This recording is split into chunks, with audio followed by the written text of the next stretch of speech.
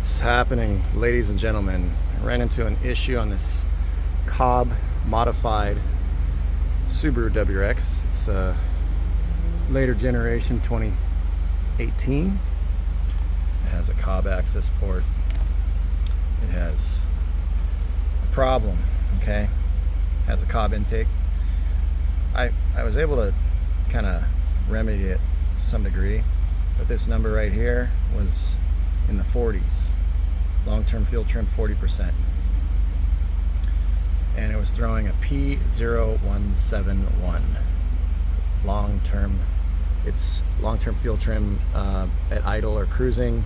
It's basically adding too much fuel to compensate for a lean mixture.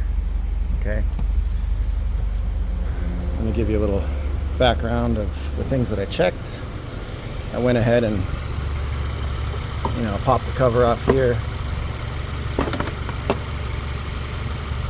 and I smoke tested the system. I put smoke, pressurized the intake manifold, check for leaks. There were no leaks. Cleaned up the mass airflow sensor. The customer also changed out the O2 sensor. No change. The tune was changed.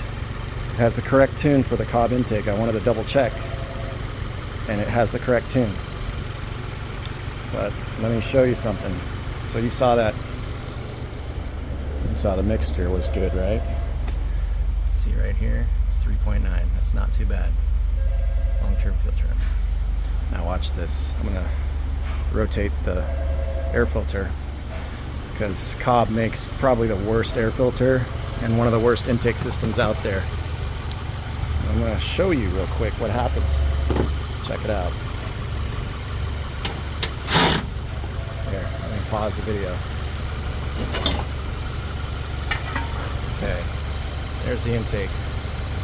I'm going to take this off.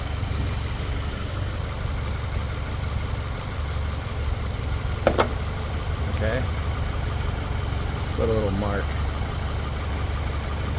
That's going to be like up. I'm going to clock it.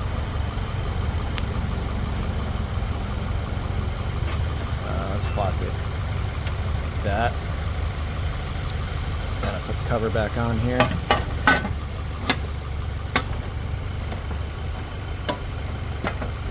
Okay, let's go inside.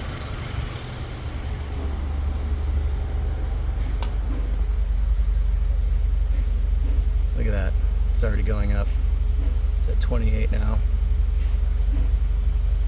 32. That's going to make it throw a code.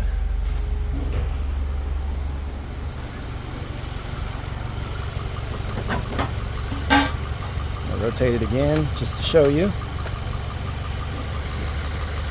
There we go.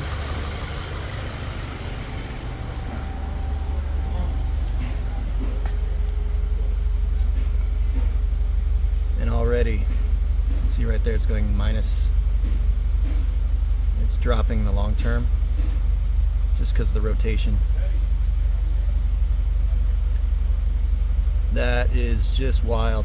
So if you guys are getting stuck with a p0171 and you have a Cobb intake or another intake that has a really cheap design, like a poor design and a really bad filter, then I recommend changing it out to,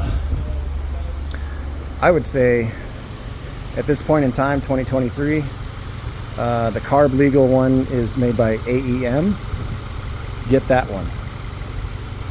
Or if you have to, just change out the air filter and get an AEM or a K&N that fits in this filter box and attaches to this.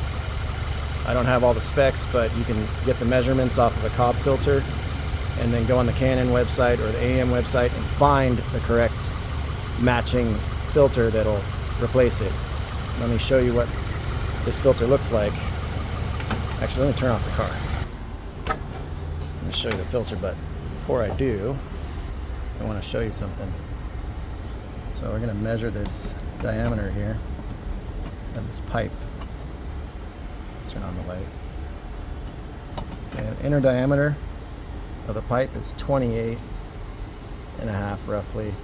Okay, the intake, yeah, it's 20 and a half. Or sorry, let's go do the outer diameter here, make sure it's the same pipe. It's almost 30. Yep. Oh yeah, okay. So the piping internal diameter is a lot bigger. Yeah, it's about 0.25. It's about this much bigger than stock. Stock's 2.6. Okay, and there's an airflow sensor down here. Problem with that is the factory pipe is actually better designed, and so is the AM and K&N pipe, because they set it up so the air runs straight past the MAF, similar to what the factory is, you know, the tolerances. So at idle and cruising, it's going to have a much better, you know, kind of it's going to pick up well on the sensor.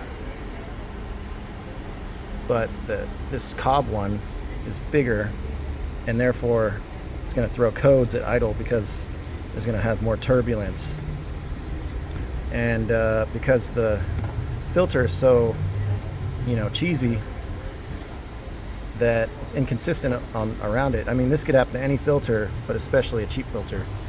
Okay, let me show you filter. I don't know, I'm trying to explain this, but you see there's like those little white spots. That's where the dirt can get through. Okay, I rotate it, and look at all that. It's like a screen door. It's very inconsistent. So you're gonna get more turbulence right here, and the airflow is gonna pass through here kind of in a weird way compared to this side, which is more dense. All right, and what happens is you have air passing through here at a higher rate than from this side of the filter, and that's gonna have air flowing past the airflow sensor.